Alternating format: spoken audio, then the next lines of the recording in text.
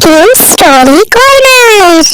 वृंदा की शादी सुमेर से 8 साल पहले हुई थी। वृंदा का पति सुमेर एक ट्रक ड्राइवर था और एक शहर से दूसरे शहर सामान ले जाता था। वृंदा की सास कलावती बहुत ही खड़ूस स्वभाव की थी। हर वक्त बस अपनी बेटी माला के साथ फोन पर बतियाती रहती थी। अरे अब क्या बताऊं, जब देखो अपने दोनों बच्चों को ही खिलाती पिलाती रहती है। मुझे तो एक वक्त की रोटी के लिए इंतजार करना पड़ता है। अरे तो अम्मा, तुम भैया से भाभी की शिकायत क्यों नहीं करती? अब उससे क्या बोलूं, वो घर में रहे तब ना हर समय ट्रक पर माल छोड़ने लाने का काम करता है। उसका घर आने का कोई समय नहीं। तभी वृंदा रोटी लेकर आ जाती है। अम्मा, ये आपका खाना। आपने अरबी की सब्जी बोली थी बनाने को, वही बनाई है। अच्छा माला बिटिया, मैं फोन रखती हूँ, ला दे रोटी।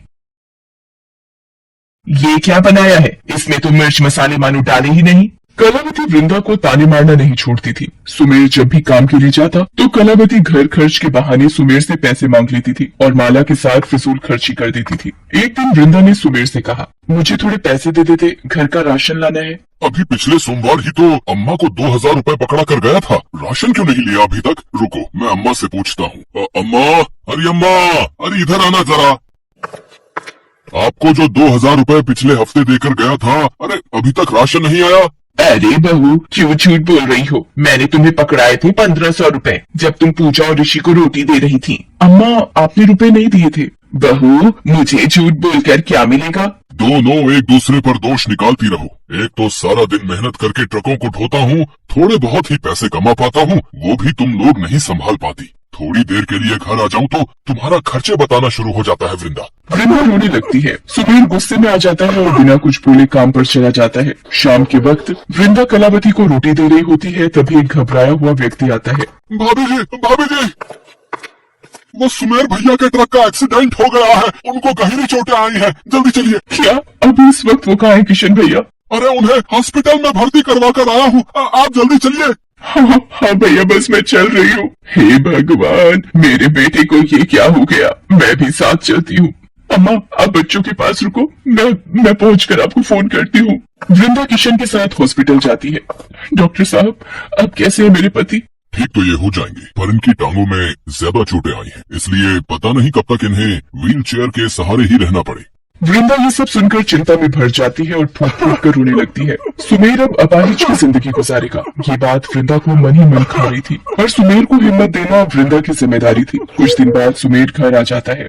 ये क्या हो गया मेरे बेटे को? घर में एक ही तो कमाने वाला था, अब कैसे सब चलेगा? कौन 2 वक्त की रोटी का इंतजाम करेगा?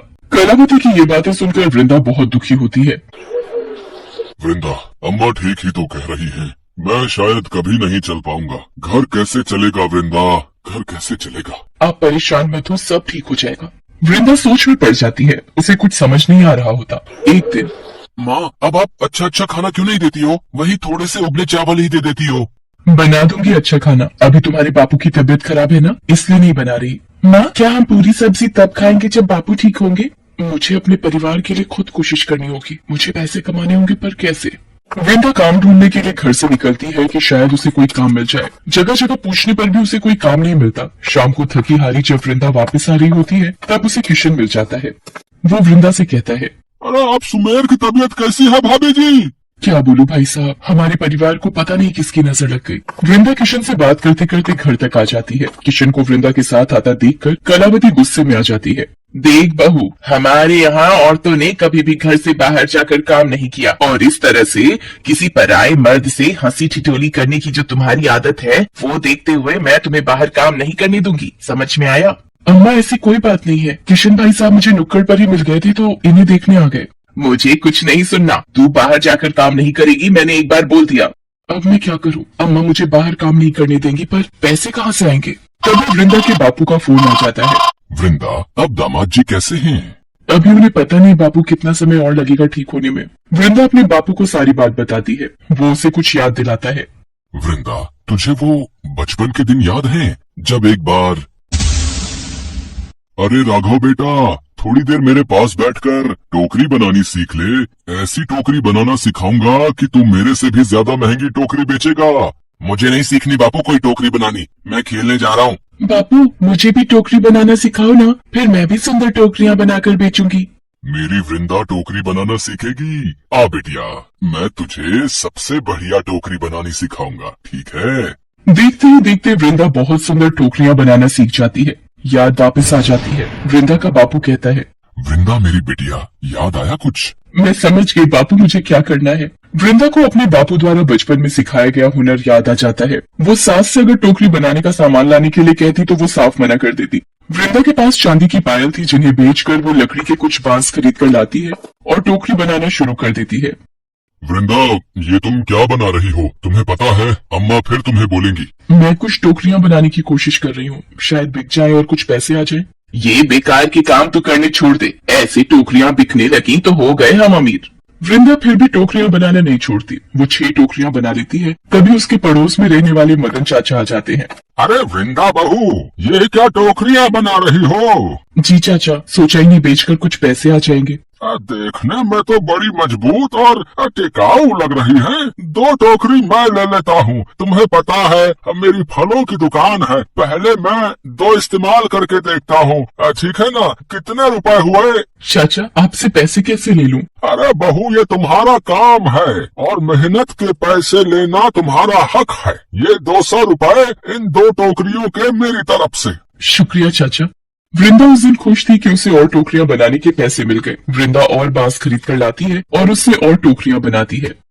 माँ, ये तो बहुत सुंदर टोकरी है, मुझे भी बनानी सीखनी है। माँ, मुझे पहले सिखाना, मैं बड़ा हूँ। हाँ हाँ, तुम दोनों सीख लेना।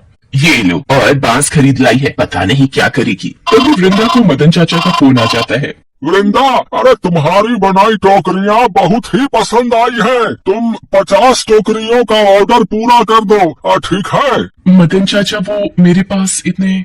वृंदा, मुझे पता है इतनी टोकरियां बनाने के लिए जो भी लगे, इसलिए दुकान के लड़के के हाथ 5000 रुपए एडवांस भिजवा रहा हूँ, ठीक है? मदन चाचा की 50 टोकरियां बनाने के बाद अब वृंदा के पास काफी लोग टोकरियों का ऑर्डर लेकर आते थे। धीरे धीरे वृंदा की टोकरियों का काम अच्छा चल गया। अब तो उसकी सास भी इस काम में उसका हाथ बटाने लगी। सुमेर भी अपनी पत्नी की मेहनत और हुनर देखकर खुश था। एक दिन जब वृंदा की ननद माला मिलने आई, अम्मा, ये भाभी ने क्या नया ड्रामा शुरू कर दिया है? आपने हाँ कैसे कर दी इस काम के लिए? देख माला, वृंदा ने बहुत मेहनत करके ये काम आगे बढ़ाया है। ये इसकी काबिलियत है जो आज घर परिवार का खर्च चल रहा है, वरना हम सब भूखे मरते। और सुमेर भी अब ठीक हो रहा है, वो आज वृंदा की वजह से ही है। तुम भी अपनी भाभी के काम की तारीफ करो। माँ, शायद तुम ठीक कह रही हो, वृंदा भाभी बहुत अच्छी है, शायद हम ही उन्हें नहीं समझ पाए।